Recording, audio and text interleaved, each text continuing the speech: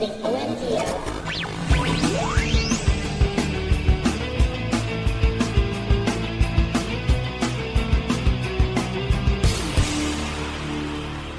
Welcome, everybody, to episode number 252 of the OMG Hour. I am your host, Sean Evans, and we are recording on May 18th, 2017. I'm also known as Zion Tane. Who knew? And I'm Jeff. Good evening, everybody. We're back in the evening. Yes, well, you know, who knows for how long, though, Normal right? time. Right, Normal Tycko? time. Yes. Hey, listen, I got married. My wife controls everything I do. Get used to it. Tycko, Mr. Second Place, also here. Hello, Hola, Tycko. Tycko. Hello, Tycko. How's your week been, gentlemen? I think good. I got a new Not toy. bad. I got a new toy. For those of you on video, you can see my beautiful new Lego Snowspeeder. It is actually my favorite ship in the Star Wars universe. Always has been. Really? Yes. Oh, yeah. For some reason, since Empire Strikes Back, I was like, as soon as I saw those Snowspeeders, I'm like, I love them. You know, This is what does it for you. yeah, I just love the Snowspeeder. Always have. So they actually released on Star Wars Day this year. They released the Ultimate Collector's Series version of the ship, and I was all over it. So it took me about 6 to 8 hours to build, and it is beautiful. It's a gorgeous, gorgeous model. So yes, I'm Taking very. the place of pride. It is. on Well, your it's little show display shelf. well, it's joining my other Lego ships up there, the Millennium Aye. Falcon and the Imperial Shuttle. I am displaying this can, which I didn't actually realize that I left there. I'm usually very careful about that. So instead, I will display an NES controller. And I That have nobody a can see because it's behind the a name. lovely Tetley T. is what I Tetley have. T. Lovely. Yes. Excellent. Excellent. So that's what I'm displaying today. Okay, Jeff, you should move that. That gun controller looks very awkward where it is right now. Oh my gosh. Wow. Wow. We'll Well, talk about that in a little bit. yes. Tycko, do you want to start us off this week with a couple of games? Sure. What'd you play, Tycko? Let What'd me you guess. play? Well, Did you didn't all right, have first, zombies I in it. want to talk about something I did that was not actual, like an actual console type game. What? First. PC gaming? I'm all in favor. No. So I went and did something in Toronto called the Zelda. I can't remember what exactly it was called. Strength or Search for the Triforce or something like that. It was a Zelda escape room experience. So cool. So it was kind of neat. It was not an actual escape room though that I thought it was going to be. There was like 250 people in a room, and you had a table with a whole bunch of clues, and then around the room there was different areas from the Zelda universe that you had to go to unlock different things and running back and forth. And so you had, an hour to do it. I had one of those with, like, they call it an escape room, but it's not really an escape room at all. There's just different puzzles you have to Yes. solve all around the building. Yeah, that's what I Yeah. They're did. not as fun. I did No. not enjoy that as much. I was a little disappointed when we got there and realized it wasn't an actual room that you would be trying to escape from. Although it was a fun experience. There was 6 of us going through trying to solve the mystery and discover the Master Sword, and we almost saved the universe. We needed another 5 minutes. So you didn't Yeah. win that. So I did one No. in Toronto a couple of years ago with a friend of mine. It was a bank escape, similar, where you're in a room with like 15 other teams, and it's just it's puzzles, right? And out of the 15 teams, we were the only ones to actually escape. So it was quite exciting. It was the first escape room I'd ever done, although it was an escape experience, not a room.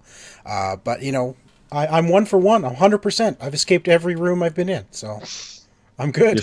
You're still in your home though. I see that Dorothy's got the doors locked up tight. You haven't gotten out of there yet. I haven't tried. Sure. God, that's what it is. Right. Sure. All right. So what kind All of right, video games did you play? Actual Tycko? games. I played a game called Demon Crystals. Did you now? I did. So this is a twin stick horde mode shooter type 12-bit experience. I have no idea how many bits because it's moving too quickly. I couldn't count them. So you play as 3D game to go. There's all the bits. It's all the bits. It's got What's all the the bits. It's like a Unity or Unreal Engine powered game here. I don't know what you're doing to me. This is not pixels at all. All right. Well, there's maybe more bits than I thought. So it is a twin stick, like it's our top-down twin stick shooter. You are basically put in a horde mode scenario where all these skeletons and demons come out and try to kill you. You play one of 4 colored vampiruses, I think they are, because they have bat wings. I assume vampiruses. Or demons. Or demons. Succubi, maybe? Demon hipster chicks? Yeah. You guys have watched that movie? No? Okay. No. Scott Pilgrim Saves the World? Oh, I've seen that. Oh, I've seen that. Maybe like those. Maybe like those. So it's just these progressive levels that you have to kill a certain number of enemies or collect a certain amount of crystals. I believe they are demon crystals. Hence the name of the game. That's the name of the game. That's good, yeah. You pick up different weapon upgrades, so you can be firing all over the place, different directions, and you just basically run around and try to blast out all the bad guys. It's not difficult. It gets difficult, towards the later levels. It's not very complicated, but it's surprisingly fun. Like I've hopped into this a few times during the week when I'm just bored and I have like 10 minutes. I want to just play something, but I don't really want to think about it. It looks so I'll pop fun. a TV. It is fun. Like I want to watch a TV show while I play a game, so I don't want to have to pay attention to anything. So I'm just basically trying not to get hit by anything. I die a couple of times, but Well, that was perfect timing right there. I don't want to get hit by anything. Don't want to get hit by anything, and then I died. It looks very schmuppy with all the bullets shooting everywhere like craziness. Yeah, like You know what so I'm saying? you start with your random, just your regular straight gun, and then you pick up like there's power ups all over the place to change what type of gun you've got. It is a full 4-player co-op and deathmatch and all sorts of different modes and stuff like that you can play in this. So if you have friends, you can play with more people. Eventually, I'll make a friend, and Looks like something my kids might play. I don't know if I'd play this. My kids might enjoy this. Well, I kind of agree with Tycko where it looks like it's just you've got a couple of minutes to waste kind of game. Yeah, like you don't need a lot of time. I wouldn't sit there playing this for hours, but 10-15 minutes, and then have to take somebody to work or school or go out and do something. Then this is the sort of thing you might want to pop in, and it is fun. I guess if you have people over, you can do 4-player couch co-op on it as well as online. That's cool. It looks fun. How much was it? Looks fun. This was actually a review copy that was provided to us. The actual cost, I think, is around $9. Okay. Or $9.99, as the case may be. Yes, well, that's around Whatever it is, it's less than $100. I think that much is saved. Than $100. It is definitely not Okay. a full price game. Yeah, I'm not sure what the cost is on it at retail, but yes, this was provided by the publisher to Tycko to review. So, Thank you, publisher. Thank you. It's fun. I'm enjoying it. If I ever get a friend, I'll play with other people too. well, So that'll be nice. I mean, that's not likely, but all right, and you have finally got a hold of a game that you and I talked about at 2 different PAX Easts. Your Two first different one PAX East we have and tried this this year, and finally you have the full version of Human Finally, Fall they- Flat. Yeah. So tell me, how Sorry, I is missed it- that. What was it called? Human Fall Human- Flat. Human Fall Flat. Yes. Yes. So, Okay. Tycko, go ahead and describe Human Fall Flat. All right. So this is a platforming puzzle game. You stated that as a question. Are you not sure? I don't know the exact genre that this would fall into. It is a Is it a puzzle game. platformer? Are you jumping around? Yes. It is a Like pu- Mario? It's a puzzle. So it's a puzzle game, puzzling platform. Yes, Tycko, you got it right the first Good. time. Oh, okay. I thought you were questioning me on it. I had to show my work or something. You stated it as a question. I was asking you, are you not Okay. sure? Well, I wasn't sure, but I didn't know if I got it right, so I didn't know if I had to show my work or something like that. I just assumed that you were gonna give me a hard time for not knowing exactly the genre. Okay, so So two you minutes play later, how about you start talking about the game? Fine. So you play as this. He's usually just like a white blob, but in the full version now you can actually dress them in clothes. I noticed my that. Yeah, we never saw that at PAX. He's got clothes on now. He's got full clothes, and so you can go through. There's a whole bunch of stuff unlocked right away. So my guy's got like a backwards cap and some headphones on and ski equipment for some reason because I just decided to go all matchy, make them all purple. So the idea is you control the left arm and the right arm with your triggers, so they'll grab onto stuff, and you can pull them back and forth to move things around in order to try to get through a level. It's it's difficult at times because it's not the most precise controls. No, so it's a very blobby sort of mannequin. Like hard to describe how this guy walks around for those who are not watching, because it's almost like a rag doll. That's the better. Yeah. He's a rag doll that you're controlling, and your left and right triggers to lift his arms up and down, and then his left and right triggers to grab onto things. So you have to jump and pull yourself up, and if you don't let go, then it looks ridiculous like that. Because I forgot to let go. And you're just trying to get through the puzzle, and so from one area to another, and you walk through, and there's buttons on doors that you have to try to hit, which you miss often. I mean, you're looking like you're trying to punch them, but it's you'll have to move platforms around, you'll have to move trains around, you have to trigger elevators and stuff like that, and it's fun. I played through probably about an hour or so. I am not very good at some of the levels, but it's still fun. Levels are tricky. Like from seeing some of these levels at PAX, they are really tricky. And the co-op is a lot of fun too. So you can actually go in this with a friend, each of you controlling your own character, and work together or against each other, as the case may be. I think at PAX I grabbed Tycko, so I grabbed onto him and started pulling, and then threw him off the edge of the level. I think you also jumped off the edge of the level. You jumped and pulled me with you. Because you wouldn't let go of me, right? So.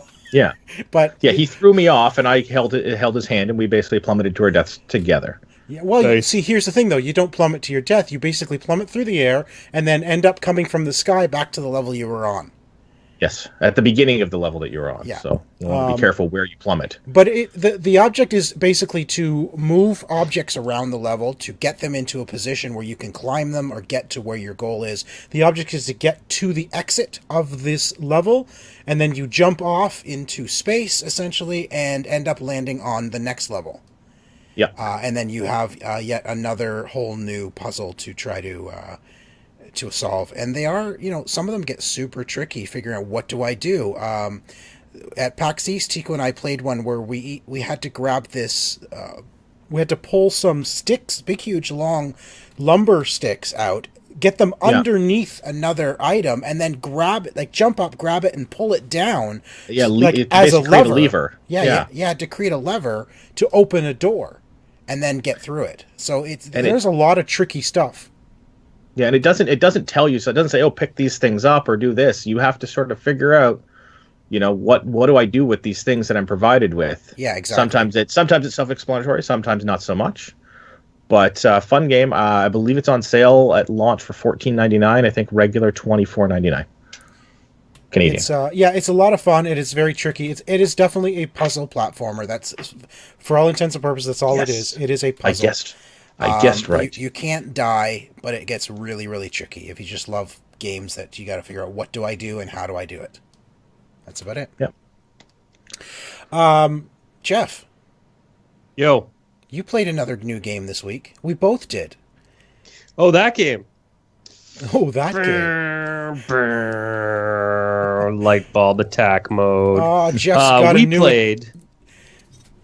We played Farpoint VR on the Xbox One. No, I'm kidding, obviously. We played Farpoint VR on PlayStation 4. We did. Just came out this week. Obviously I've got, for the people on the audio, I'm holding up the aim controller, which came with it, which is pretty good. So I guess, how do you want to do this? You want to talk about the game first, and then we'll talk about the controller after? Yeah, whatever you want to do, man. Okay, let's talk about... What are we showing right now, by the way? What's on the screen? Is this the single player? Or is this the Let's Play we did? No, this is single player. Okay, so this week, Farpoint came out, and we tried a bunch of different stuff. So I played the single player. Did you play single player? Is this you? No, this is you, but you and I pretty much, from the looks of it, got almost the same place anyway. I got a little bit past where you were in this video, but yeah. Yeah, I'm not past this where I stopped recording this video. Anyway, okay. So single player campaign in this game. So, okay, there's something about this game that I kind of need to revisit from something I said before. And that was a long time ago in the show. I said, when I'm judging these games, I'm asking myself, would I play this game if it wasn't in VR? Okay. And I think it is fair to say that this game, if it wasn't in VR, wouldn't be high on my priority list of things to play. Not when you compare it to what's out there today. No, I would agree with that. A lot of the game feels very antiquated. A lot of the level design feels very linear. It is very linear, sorry. Well, it is extremely linear. Yeah, well, it is literally move forward. Yeah. But the shooting in VR and playing this game in VR was really an experience that I was really happy to have. Like, I still think that, I wish all the graphics were better and everything I've ever said about VR. I don't think this game looks that great when you compare it to, what the PlayStation 4 is capable of in terms of like Horizon Zero Dawn, right? No, but you know what? I want to add something to that while you're there, because last night as I'm playing this, and there's a early on in the game, you're out in the really open area, and you look up and it's just mountainous regions, and there's this billowing smoke coming from the crashed. I saw that. Huge billowing smoke in the sky. And I just stopped and I looked around and I looked at it. I'm like, you know what? Even in VR, it looked real. Like, it was the smoke was really good. Yeah, that's what I mean. Like, the game, I thought, because you just said it doesn't look all that great, but I thought it really did. Because I'm looking at the smoke, I'm thinking, wow, yes, it's pixelated, because that's the nature of the screen we're staring at, but holy crap, it looked good.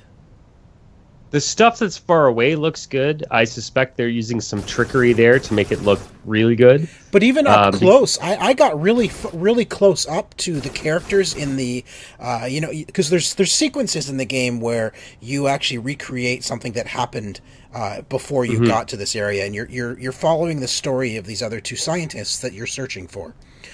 So you basically find a remnant of their memory type thing. And you can get right up close to them, and I got right up close to their faces, and they look really good. Yeah, they look okay, I think. Okay. I'm just going to go disagree with you. And I mean, we'll never agree. Beauty's in the eye of the beholder, blah, blah, blah, blah, blah. I understand what you're saying. I lament the fact that I can tell they're not using all the shaders they have available to them. I can tell they're not using all the lighting effects they have available to them, and only because they need to get the frame rate to 120 frames a second, right? Like, okay, so I get what you're saying. You're looking for stuff that I don't look for. Like, when I'm looking at something, I'm looking for top tier visuals. Right. Okay. In 2017. Right. And I definitely noticed that, like, when I'm looking at a rock texture, let's say in this game in VR, I'm like, it's really good for VR. It is definitely on par with Robinson: The Journey in terms of visuals. Probably surpasses it in quite a few areas. Certainly better than most of the VR stuff we see. Although not quite as good as some of even the PlayStation Worlds, the London Heist demo. Yeah, that's true. I thought that was a really amazing looking demo, and we still haven't got anything that looks that good still. But anyway. There could be a lot of reasons for that. So, hello, Tycko's wife. I guess you're home. I don't know. The kid's I think calling I heard her. Mommy. The kid thinks she heard something, but all right. I didn't hear that. Anyway, I didn't hear anything upstairs yet. That's graphics. Nobody cares about the graphics. They want to hear about the game. The game is pretty good. I like the shotgun that's on screen right now. It is one of my favorite shotguns I think I've ever played with in any shooter. I like the assault rifle gameplay. A lot of the other guns in the game I don't find are super amazing. Not at all. Like, it's not. Just give me the assault rifle, give me the shotgun, and I'm good. Yeah. There was one time, it might even be in this video. Did this video start over because I died? Is that what happened? Yes, I feel like the video. Yes, but we're not at the beginning of the video. I can actually get the video further back. So. Where is Daddy? No, it's fine. What I wanted to say was, at the end of this video, if this is the video that I think it is, there's a giant spider that, like, there's 3 spiders in a room, right? The big armored ones. And I take one down, and he's far away, and I take the next one down, and he managed to get a lot closer. And the last one, when I kill him, I legitimately killed him as he's like right in front of me. And yes. Right in front of me, right? And I freaked out. And there's been a bunch of times when the spiders jump at me that I'm like, ah! Yes. And like, I know. Little sounds, right? Yeah. Well, it's good for its jump scares. Like the spiders act like face huggers in Aliens. They come right at your face, right? Like, whoa. What I think is interesting, though, is in order to try and keep it fair, so you don't turn around. If you dodge a spider and it flies past you, it'll run back in front of you again. Yes. And then like turn around and be like, "Maha, I'm gonna try again." Yes. Yeah. And then jump at you, so you have a chance to shoot it down. Well, it's that's spider. See, they're only face spiders. Well, that's the downfall of PSVR is because it's not room scale, so you can't turn around and shoot it, right? So gameplay wise, it has to. Can't see the light. Everything has to come at you from ahead of you. Yeah. So if it wants to attack you again, it needs, for gameplay wise, it has to come back in front of you. Now, Jeff, you and I also played it in multiplayer. Yes, we tried the co-op. And boy, oh boy, did we do bad. It was tough. We beat one level. One out of like 4. It took us a long time to figure out how to res each other. Yes. There was no tutorial for that. Nope. So we lost a whole bunch of rounds that we probably didn't need to because we didn't understand how it works. So in case you ever play this, listeners and watchers, if you hold down L1, it brings up your scanning interface, and then you scan a person for a couple of seconds, and then they'll res. Yeah. So now I found after a while, let's start talking about the accessory itself, the PlayStation Aim controller, because I found it's somewhat, I'm going to say it's not super comfortable. I'm finding just the way it's designed. I'm feeling like it's too, I don't know, like my arms are too close together, because it's basically straight out in front of you. So now I've got both arms out in front of me, and it doesn't feel comfortable after a long period of time. Now, I think we should also point out, you were standing and I was sitting. I was standing, that's right. And so what I was doing is I would be sitting back, and then when I wasn't shooting anything, I was resting it on my leg and then just using it as a normal controller so that I wasn't currently carrying it all the time. Right. And carrying it for long periods of time got tiring. Yeah, no, I can believe it, And then what I also found is after a while, and I found this in the game itself, is that the tracking on the gun gets really far off after a while. Where it got to the point where I was aiming the controller at the camera, but in game it was facing the right, like quite a ways. Yeah. So I had to compensate for it, and it was like, wow, this is like the tracking is getting so far off. Is there not a reset button? Problem. Well, no. There is, but it wasn't really working. So what happens in the game is you can hold down the options button, and then if you're holding it down, you can see a grid in front of you that shows you supposedly what the camera sees, right? Yes. So you sit there, you're in VR, you hold down that button, and you align to the camera, and you're like, okay, this is the front. Great. Right. But then what was happening was I would lift my visor, and the camera would be over here, nowhere remotely close to where the game told me the camera was. And I was like, Yes. And then sometimes in order to get your gun straight in game, you need to hold it on an angle. Yeah. Which is just, it just messes with your mind completely. Yep. So how should you be holding the controller when you're playing this game? Like, how do you play through the game? Like straight. You have it like it's straight, like center chest. Well, no. It doesn't or is really, it like you just got to make it comfortable. Okay. Like, so one of the you were things holding that in a weird way, and it just looked awkward. One of the things I didn't realize was that I was mostly holding it like this when I was shooting, right? And I'm trying to line up the scope and all that kind of stuff. But it took me a couple levels to realize was you could bring it right in. Yes.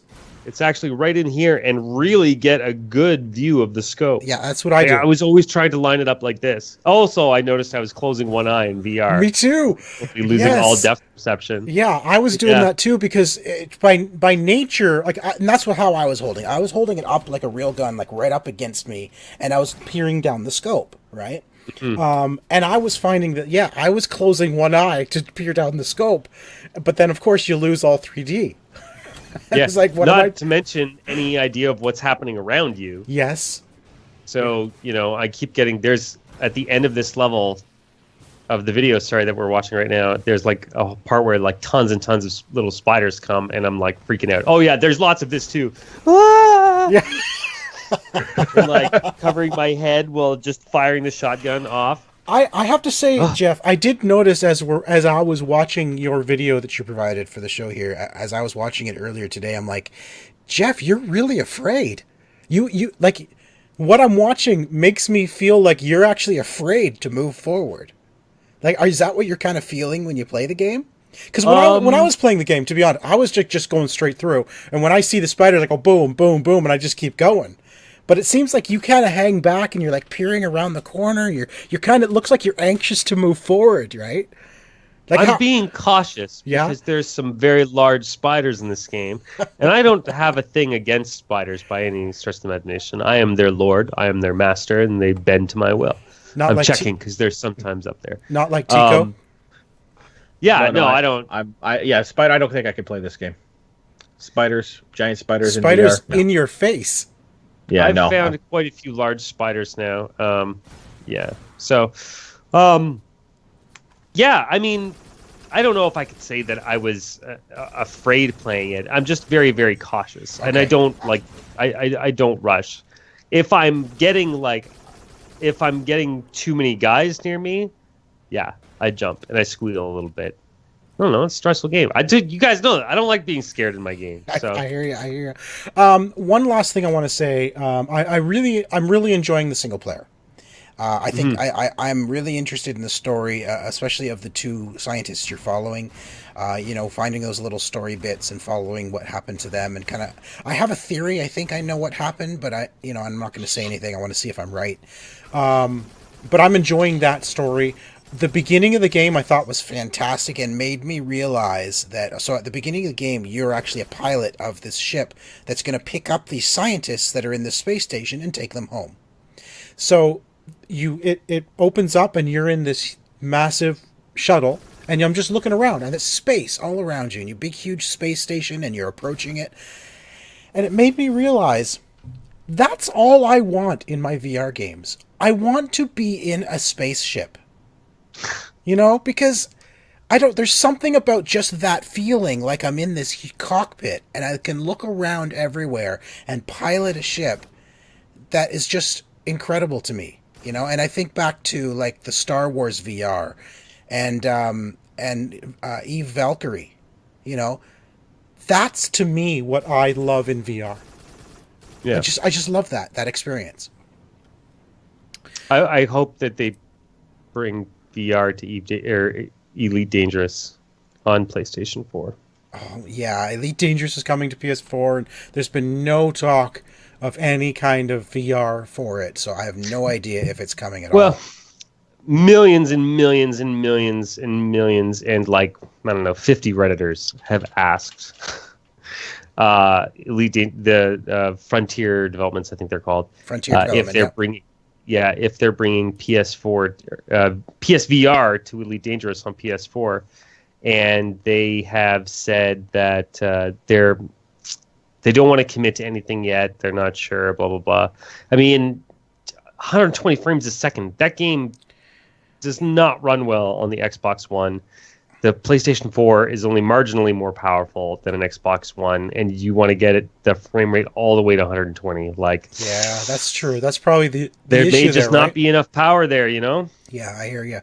It's too bad because I at PAX East 3 years ago, I played Elite Dangerous in VR with flight sticks, and it was amazing. But that was on Oculus Rift. Yeah. If I mean, I already own it on PC and an Xbox One. If it comes out for VR on PlayStation 4, I will buy it and a flight stick, because there is a flight stick for PlayStation 4. What? Wait, what? There is? Yeah, thrust man. Oh man, that would be amazing. There's only like one game out that supports it right now, but they have confirmed, the guys who are Frontier has confirmed that Elite Dangerous will support that flight stick on PlayStation 4. Oh, that's awesome. That is awesome. Right? All right. Well, Tycko and I want to talk about a fighter. We talked a bit about it last week, and this week... Fighter? Yes, right. We like fighting. We are fighters. We are violent people. That's right. Okay, I'm just going to sit here and drink my coffee. Really what fighter violent. are we talking? We are talking about Injustice 2. Of course, last week... For the record, I like fighting games. I know you do. I've never played this fighting game. I'm really enjoying this. So we got this week from Warner Brothers. Download codes provided from Warner Brothers to review this game. And I've been playing it in versus mode with Aria, because Aria loves DC. She loves Batman, mostly the Batman characters. She loves Harley Quinn and Joker, that sort of thing, right? So we sat down, we played this, and we are just having a blast figuring out this game together. And you know, Aria's she doesn't do a lot of fighting games, but she loves it because it's DC, and we're both, because I'm not great with fighters to begin with, so it was a good kind of fair battle. Like, I won most of the time. She actually beat me. Ended up beating me with Harley Quinn, because Harley Quinn, holy cow, she's a fast fighter. She's fast. She's got a lot of quick attacks, and her guns too. So she's got ranged attacks. Well, that's just it, right? I was trying to fight her with Wonder Woman, and Wonder Woman is kind of she has a bit of a ranged attack with her whip, but Harley, I went to jump, and she would just hit me with her pistol in the air. I couldn't even get close to her. I'm like, holy cow. Now, Tycko, you've been playing the campaign. Yes, so I've been playing the single player, the story mode. There's actually a few different types of single player options. So you have your story mode, which is a very odd story where like Superman and Batman are hate each other, and like there's this whole thing. They're both big jerks. They're both really portrayed as big jerks in the game, and so they've each got their own side, and some of the sides have villains who have gone to Batman's side, and villains that have gone to Superman's side, and so there's nobody really likable in the story, to be entirely honest with you. No, it's an alternate Earth story. It's an alternate Earth story, so they end up having to come together to face off against a threat against Earth. So they have to sort of work together, but they're still not even friendly to each other. They're still pretty much jerks to each other. So I've been playing through that single player campaign, but they also have a multiverse mode, which is a scenario mode where you'll hop on as a single player, and you can pick anybody you want and play through a small scenario and have to fight 4 or 5 guys, and you get credit to buy your gear and stuff like that, and earn new gear and weapons to fight through. But I've been doing the story mode. I believe at the end. I'm at the big bad guy for the entire game. I'm at that battle right now. Wow, that's impressive. So. I haven't had a chance to jump into single player yet, because I've been having a lot of fun playing with Aria in versus, and it's just fun, picking. Sometimes we'll just go, let's just pick a random character, so you click random, you take whoever it gives you. That's what random I do. Yeah, we always just take random, and then whatever happens, and you just deal with it. You just deal with it, and like I said last week, what I really like about it is every character feels different. It really, they do have a real sense. Like, even if you're playing as 2 different fast characters, they have a different feel. Like, I don't like Supergirl because she's very floaty. I love Supergirl. I didn't care for it because she's floaty, so her jumps and stuff like that, she's not based off of being on the ground. Whereas I really enjoy playing as like Harley Quinn and like like any of the quick characters, Poison Ivy or anything like that. I really enjoy playing them because they get a lot of punches in. The Flash I love because he does this really cool thing where he punches a bunch of times, and then the time effects of those punches hit your opponent right afterwards. Yeah, he'll throw all of his punches, and then you'll see the guy reeling from the punches afterwards, which is really cool. Right. So every character has super moves. So every time you get hit, your super move bar builds up. and when it hits the end, when all 4 bars are built up, you hit left and right trigger to cast the super. But your super doesn't always land, which Aria found out with Harley Quinn. She went to use her super, and I jumped at the exact same time. So she throws the bomb, I jump over the bomb, and her super doesn't connect. So yeah, she's burned all that power for nothing. That's right. And then there's also your special move, which you have limited use of. So in case of Supergirl, it's her eye beams. She can use until that meter goes down. You have to wait for it to build up again. So every character has their own special move, their own super move, and then it's just, like I said, every character feels different. Like I feel like even though the movements and the buttons are the same, it feels like you have to play them differently to be effective, right? And that's what's fantastic about this game. I love it, and it looks great. I've always loved alternate Earth stories, like remember the TV show Sliders? Loved Sliders because it was always about alternate history. And that's kind of the way I view this. This is an alternate history of DC characters. So it's not your typical costumes. They're a little more, I'd say, sci-fi-ish. They're more sci-fi based. And you do get unlocks with your gear that will actually change the physical look of your character as well. There's different shaders that you can get. Yes, you can turn them into demons or gods. Supergirl, there is a skin for Supergirl that turns her into Power Girl, which is which is Kara Zor-El's Earth 2 persona. She's not Supergirl on Earth 2, she's Power Girl. And I think the Flash, there is a skin for Flash to turn him into Reverse Flash. Reverse Flash is actually a character in the game, in the story mode.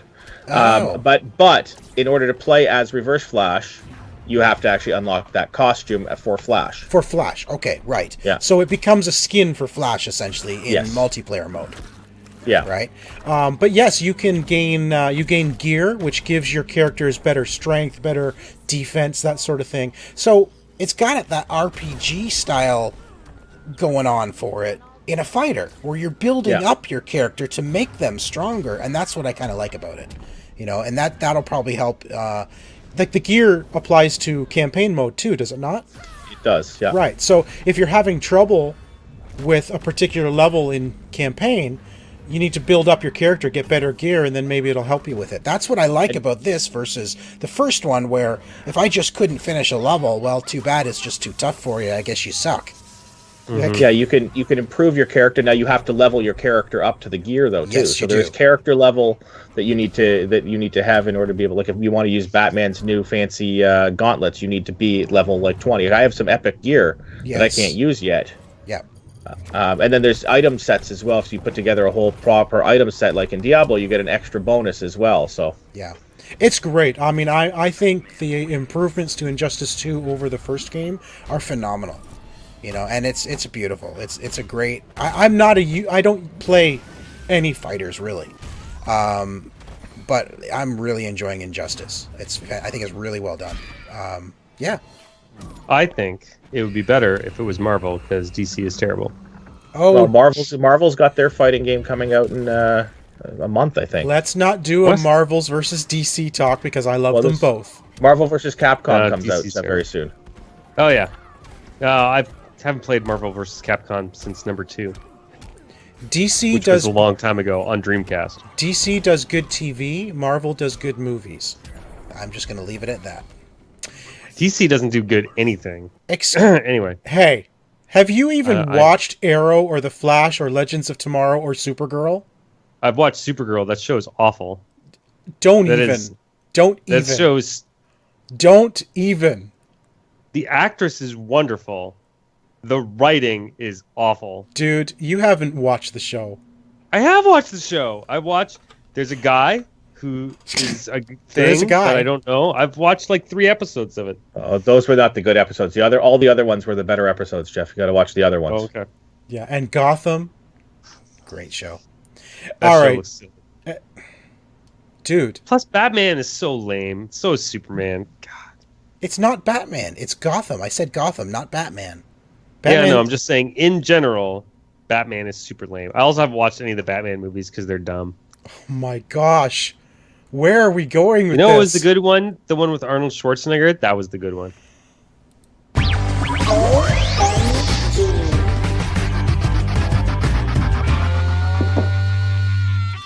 And on that note, let's move on. Everybody knows that hate mail goes directly to Jeff at Cynics on Twitter. That's right. Oh, man. What are we talking about today, Sean? Okay, so did you guys watch the Destiny reveal today? Gameplay reveal? Some of it. Oh, my gosh. Some of it. Oh, my gosh. I watched. So Sean was gracious enough to remind me. I had put my lunch. It started at 1 o'clock. I put my lunch in the microwave. And I hit the microwave, whatever, right? And then Sean sends me messages like 3 minutes until the thing. And I look at the microwave, and it's got 4 minutes left. I'm like, damn it! I ran to my desk, grabbed my headphones, plugged them into my phone. Freaking YouTube, go! Right? Yeah. Yeah. Or Twitch, as the case may be. Was it on YouTube as well? Oh, yeah. I didn't even know it was on Twitch. Yeah, I watched it IGN's feed on Twitter. On Destiny's YouTube channel. It was actually on many YouTube channels. So that freaking stream was everywhere. So after the whole thing was done and we saw the new gameplay and the new modes that are coming, all I had to say, and I think I said it to you guys in our chat, was I don't think they could have made a worse sequel for a game. Oh, yeah. And by worse, I mean, holy crap, that looks amazing. I can't wait to play it. Yeah. So, yeah. I do love the new modes that are coming. I feel like they're adding more stuff that makes it a little more like that RPG they kind of wanted it, that social RPG, shooter they wanted it to be, they're actually calling things side quests where you're actually going to talk to people and get quests. They kind of started adding that later on, like with Rise of Iron, right? They started adding what I would consider side quests. You talk to people, you get a quest, you go back and you turn in the quest. Mm-hmm. So they're now making that more like a core part of the game. Yeah, I love what they're adding. Although the one thing, let's talk about what they're not doing, real quick. Which I think you and I kind of feel the same. Is while it's a sequel to Destiny, the locations you're going are totally new. Like none of the locations from the first game are in it, so it feels with the exception of the tower. Well, at the beginning of the game, the tower is destroyed, and that's where the game starts, and you're in a mission. Spoiler warning. Yeah. Spoiler warning. They showed it on today. So my issue is, and I think you agree, Jeff, because you said it, was it feels like there's a disconnect between the first game and the second game. Like there's nothing to really connect them together. First of all, I totally disagree with you. No, I'm kidding.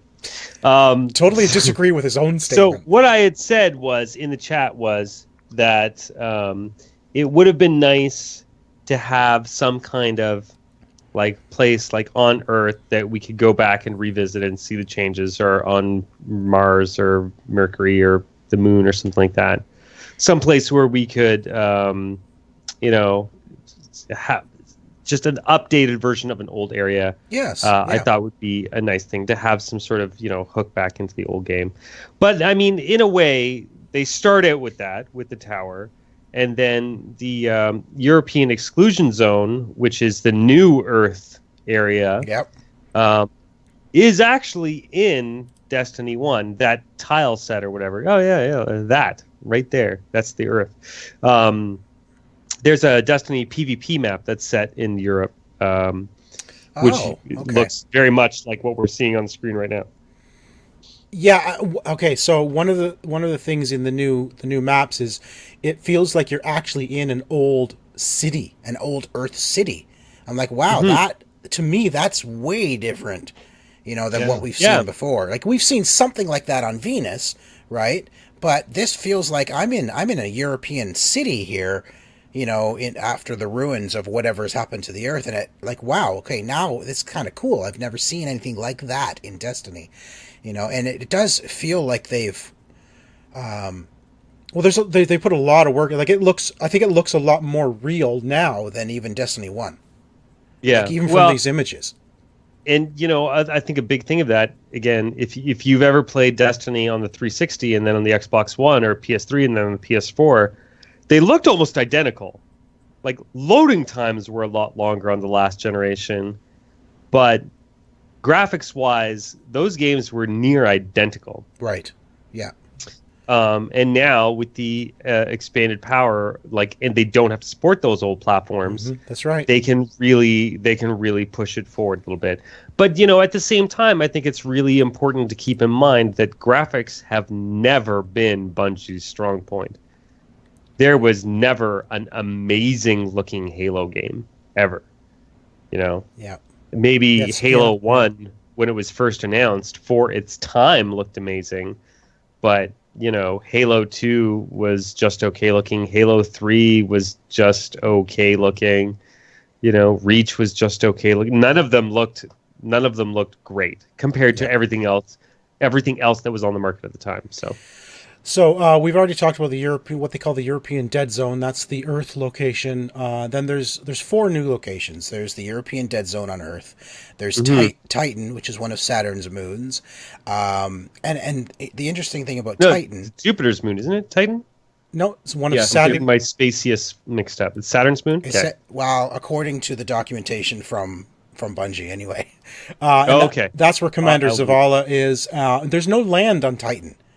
So, players explore a series of Golden Age platforms surrounded by a rolling ocean. I hope that is better than it sounds. Right? I was thinking the same. I'm thinking, okay, here we go. It's Mass Effect Andromeda. It's, Yeah. It's jump platforms. Then there's Nessus, a strange and unstable planetoid that has been fully consumed by the Vex. Where did this strange planetoid come from? Why is there a new planet in the solar system? Right? I have no idea. It happens. It happens sometimes. And then there's Io, a moon of Jupiter, and that's where Ikora Rey has gone. Okay. And that is also the last known site the Traveler visited during the Golden Age, and it is now occupied by our enemies. So our big bad this time is a Cabal leader trying to destroy everybody.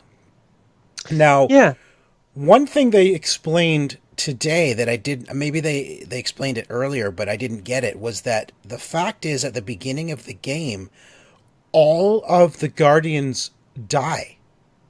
And that's why you start again. Because the history of the Guardians is they die, and then they come back and basically start again with a new fight. Mm-hmm. And that's where they're going with this, where every Guardian from Destiny 1, so your Guardian in Destiny 1 essentially, is going to die during this raid. And then you're being resurrected again into a new battle. And that's why you start again. Is that what they said? I missed that part. Yeah, that's what they were saying. Wow. Yeah. I think one of the greatest improvements to the game is you no longer have to go to space to get from one planet to another. Yeah, that'll be nice. I think. Well, I mean, they announced a lot without announcing anything at all, right? Like, they showed off. They talked about PvP stuff. They talked about they showed off a new class, a new subclass for each class. They showed off, some new planet stuff, but at the same time, there's a lot of stuff that they haven't really answered that I'm really curious to see. I would like to see more about how that whole dynamic of how the ship works, and traveling from planets. Are we ever still? There's still definitely orbit, because I saw in the video that they had a ship in orbit. So that's still there. So how does that? Why would you go back to that orbit? Did they? I don't remember seeing anything in orbit. Yeah, there was definitely a screenshot of that ship in orbit.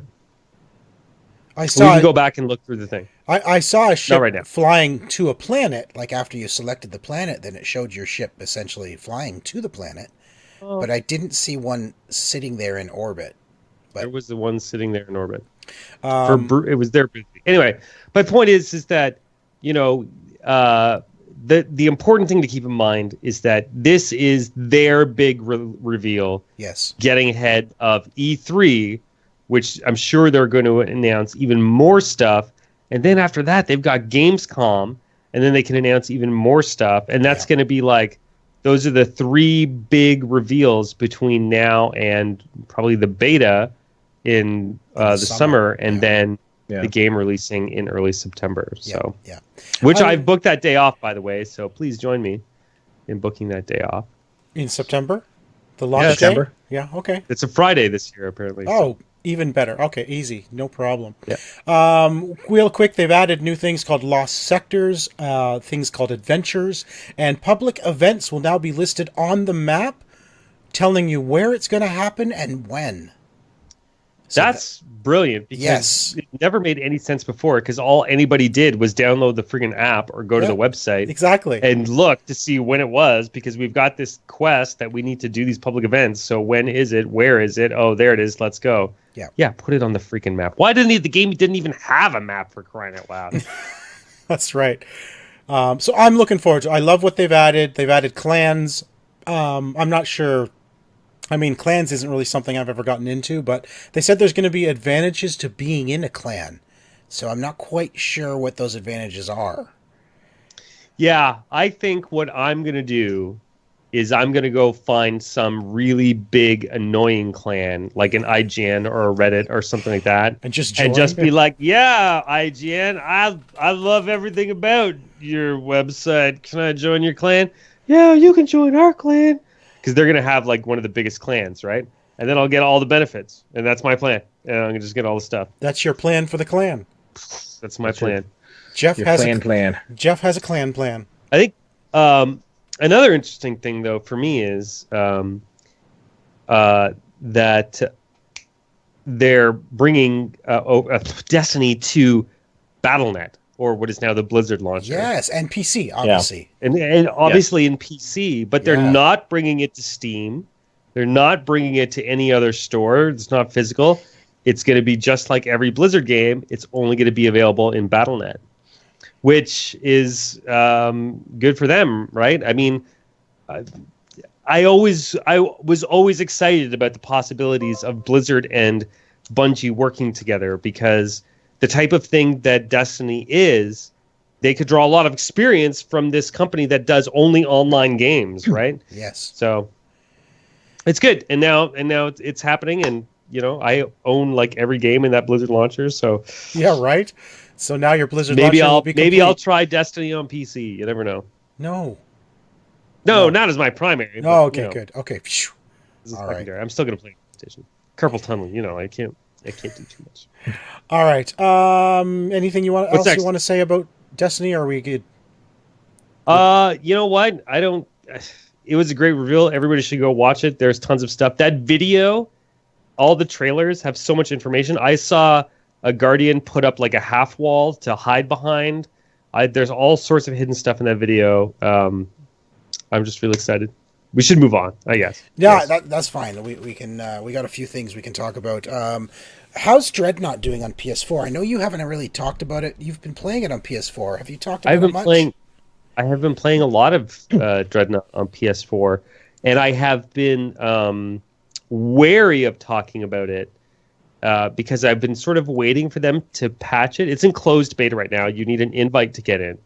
And I've been waiting for them to patch it because the game is so bare bones right now. Like, there's one game mode. There's everything is coming soon. Every menu option in the game is coming soon. The whole, like, when you're not in the game of fighting all these giant dreadnought spaceships against each other, everything is broken. You can't save loadouts. You can't do anything. So I haven't really wanted to talk about it because this is the most beta I've played on a console ever. Like, and to be fair, the PC version is like this too. The PC version is also a wreck. When you're in the game shooting things, it's fine. But everything outside of that core experience on PC is also kind of terrible. So I kind of been waiting to give them a fair shake. But I will say that when you're in there shooting at things, it's awesome. So they announced this week that PS4 is going to get their own co-op mode separate from PC. Yeah, this blew my mind. I'm like, really? Yeah. Really? How about you make the game that's there good first, and then we'll worry about adding more modes. Because seriously, what are they even thinking? Well, but yeah, okay. So there's a new co-op mode coming. It's a co-op mode called Havoc. It's a 3v3, I believe it is. Yeah, no, not 3v3. Yeah, that's what it said. Havoc was 3v3. The co-op is not V anything. It's PvE. Sorry. Yes, my apologies, but it's 3 players. It's 3-player co-op. 3 players. So 3 Ps versus E. It's a PvE offering called Havoc, essentially Horde mode, right? Yeah. But it's only 3 players. Aren't there? How many players do you have in PvP on a team? It's either 5 or 6. I don't remember. Right. Okay. So this is half of that, and then basically the idea here is that in order to survive, you really have to work as a team. So you have to pick the right ships. You really have to support each other, is what they're saying. They're designing it to be fully cooperative, where you have to work as a team, or you're gonna lose. Yeah. That'll be interesting to see how that goes. Honestly, the way they've described the mode about like being really hardcore and you've really got to work together and blah blah blah, it's probably not going to work for me. I like PvE modes, they can do like versus co-op. I'd be fine with that. There's lots of these types of games that do that, but the way they are making the sound the mode, it's like, well, who's going to play that? I mean, first of all, on PlayStation 4, you can't even team up with your friends right now. No, exactly. So, right? Like, so you go into the game, it's just you're put with random people. Yeah, there's no party support at all. You can't play. This is why you and I haven't played together. We can't. There's no way to do it. Otherwise, I would have invited you to be like, Sean, come check out this game with me. It's a lot of fun. Or it'd be lucky if we did. Right? Yeah. Is there chat in the game, or are you just left to your own devices? I have never heard anybody talk. Okay. Interesting. But I don't usually play with a microphone plugged in, so I haven't been like, hey, is anybody out there? All right. Well, E3 is coming up. We got the conference schedule this week. It's a strange schedule. It's an amazing schedule. It makes a lot of sense. Well, it's good for us. Well, I guess. But EA is breaking all tradition, and they're going to have their conference on Saturday. So let's go back a few years when E3 actually started on Monday. Okay? Microsoft always opened the show on Mondays at noon. Mm-hmm. And then Bethesda came along and said, you know what? We're going to do it on Sunday night. And everyone was like, what? And then a couple people followed suit. Now I think last year E3 was Sunday, and Ubisoft was Sunday, and then Bethesda was Sunday night. Now we've got EA saying, you know what? We're going to go on Saturday now. Yeah, everybody's trying to get ahead, yeah. Like, before you know it, it's going to be like E3 starts a week before E3. Well, I don't know about that. I mean, the thing is, E3 is changed. All these press conferences have changed. They're not press conferences anymore. That is over. Press do not matter anymore. They only matter to spread the message, right? Now the conferences, now that they're being streamed to everybody, they can reach their own audience. So having it start at noon on a Monday when everybody's in class or at work doesn't do any good to anybody. This is true. So they're going to do it on Sunday at 3 Eastern, 6 Pacific, or whatever the hell it works out to be. No, it's the other way around. EA is Saturday at 3 p.m. Eastern. Yeah, see? Which is Saturday afternoon, though, right? Saturday afternoon. We're all home. Are we? We're all ready. We will be. We will be now. You can plan around that, right? You don't have to take time off work or try to hide in the friggin' toilet on your phone or something like that for an hour to watch it. Or you have plenty of time, since they're the only ones going Saturday. You could watch it at 6 on Saturday on one of the repeats or something like that, or just on YouTube. That's less fun. No, you got to. I'm going to be watching it at 3. Yeah. So then we've got Microsoft is on Sunday at 5 p.m. Bethesda Eastern again. Eastern, yeah. These are all Eastern times. These are all our times. And then 10 p.m. for Bethesda on Sunday. The PC gaming show is going to be 1 p.m. on Monday. Ubisoft at 4 p.m. on Monday, so they're not going Sunday anymore. Sony is going to be 9 p.m. on Monday. And then we've got Nintendo Spotlight at noon on Tuesday. So that is the E3 conference this year.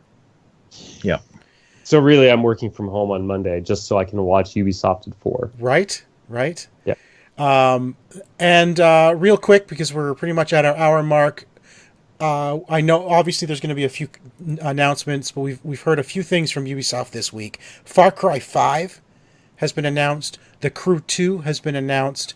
The new Assassin's Creed has sort of been confirmed that it's coming. Yeah. No details about it yet, although it's... Seriously, not even a name.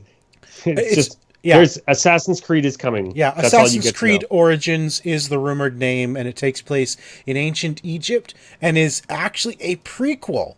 So it goes back further than even the first game, which I find interesting. And some of the rumors I've heard about it, which I'm excited for if this is true, is it actually tells as the title suggests, the actual origins of the Assassin Order, which I find really fascinating if they're going to go there. That to me is fascinating. And then, of course, they've announced that South Park, the Fractured But Whole, November 17th finally has a launch. October. Sorry, no, I thought it was November. Almost a year after its original release date.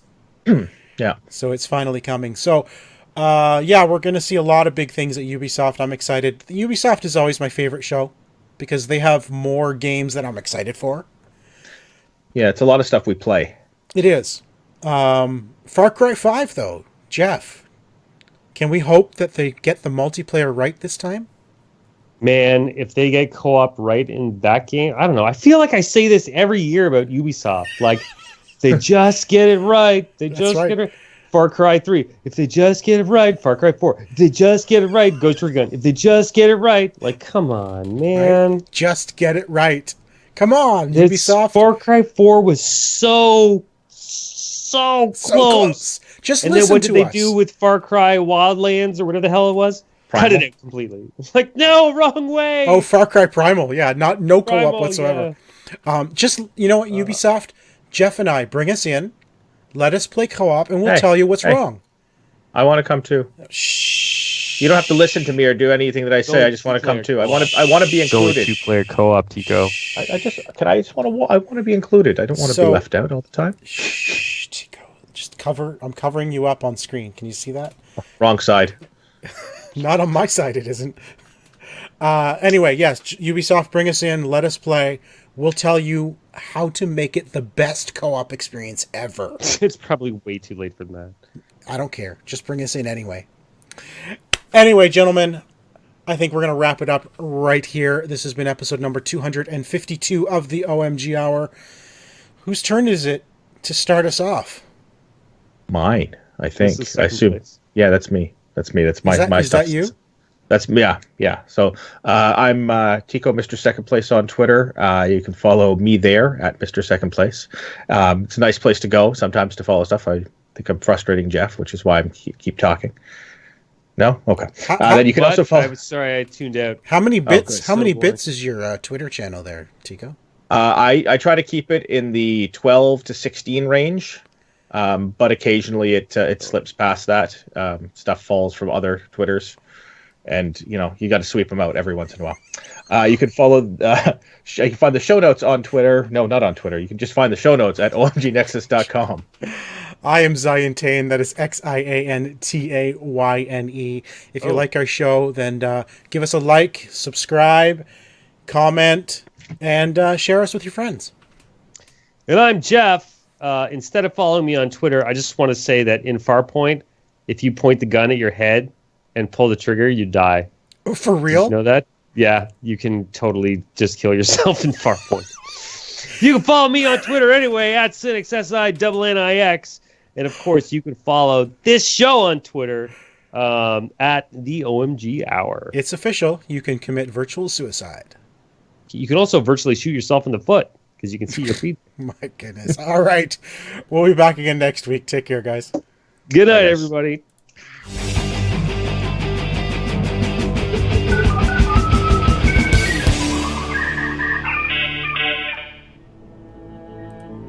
This has been an OMGNexus.com production.